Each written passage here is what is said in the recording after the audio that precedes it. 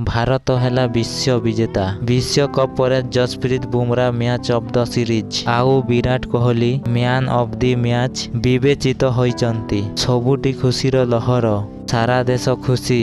ଦୁହେଁ ଭଲ ପ୍ରଦର୍ଶନ କରିଛନ୍ତି। ଫାଇନାଲରେ ମ୍ୟାନ୍ ଅଫ୍ ଦି ମ୍ୟାଚ୍ ଟି20 ବିଶ୍ୱକପ୍ 2024 ଟାଇଟଲ ଜିତିବାରେ ବିରାଟ କୋହଲିଙ୍କର ଏକ ଅବଦାନ ଥିଲା। ଫାଇନାଲରେ ବିରାଟ କୋହଲି 59 ବଲରେ 76 ରନ୍ ସଂଗ୍ରହ କରିଥିଲେ। 4ଟି ଚୌକା ଓ 2ଟି ଛକା ତାଙ୍କ ବ୍ୟାଟରୁ ଆସିଥିଲା ପାଇଁ ତାଙ୍କୁ ମ୍ୟାନ୍ ଅଫ୍ ଦି ମ୍ୟାଚ୍ ମଧ୍ୟ ମନୋନୀତ କରାଯାଇଥିଲା। ଏହି ଟୁର୍ଣ୍ଣାମେଣ୍ଟରେ ବିରାଟ କୋହଲିଙ୍କ ବ୍ୟାଟ୍ ଶାନ୍ତ ଥିଲା, କିନ୍ତୁ ସେ ଠିକ୍ ସମୟରେ ଫର୍ମକୁ ଫେରି ଟିମ୍ ଇଣ୍ଡିଆଙ୍କୁ ଚମ୍ପିଅନ କରିଥିଲେ। ଯଶପ୍ରୀତ ବୁମରା 2024 ଟି20 ବିଶ୍ୱକପର ମ୍ୟାନ୍ ଅଫ୍ ଦି ସିରିଜ୍। ଏହି ବିଶ୍ୱକପରେ ବୁମରା 8ଟି ମ୍ୟାଚରେ 15 ୱିକେଟ୍ ନେଇଥିଲେ ଏବଂ ଭାରତକୁ ଅନେକ ଥର ହାରି ଯାଇଥିବା ମ୍ୟାଚ୍ ବିଜୟ କରିଥିଲେ। ଫାଇନାଲ ମ୍ୟାଚରେ ଯଶପ୍ରୀତ ବୁମରା 4 ଓଭରରେ 18 ରନ୍ କରି 2ଟି ୱିକେଟ୍ ନେଇଥିଲେ, ଯେତେବେଳେ ଦକ୍ଷିଣ ଆଫ୍ରିକା 18 ବଲରୁ 22 ରନ୍ ଆବଶ୍ୟକ କରୁଥିଲା।